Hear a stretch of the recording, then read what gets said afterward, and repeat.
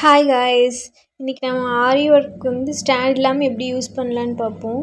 இந்த ஸ்டூல் வந்து மோஸ்ட்லி எல்லார் வீட்லேயும் இருக்கும். ஸோ அதை வந்து நம்ம திருப்பி வச்சுட்டு அது மேலே நம்ம ஃப்ரேம் வச்சு நம்ம யூஸ் பண்ணலாம்.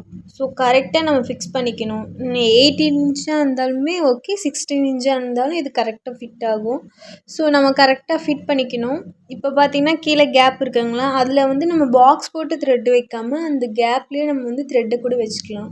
ரொம்ப ஈஸியாக போடலாம். பிகினர்ஸ்க்கு வந்து இது வந்து ரொம்ப யூஸ்ஃபுல்லாக இருக்கும். ஏன்னா ஸ்டார்டிங்கில் யாருமே இது வாங்கி தர மாட்டாங்க, ஆரி ஸ்டாண்ட் வாங்கி தர மாட்டாங்க. ஸோ இது ரொம்பவே யூஸ்ஃபுல்லாக இருக்கும்.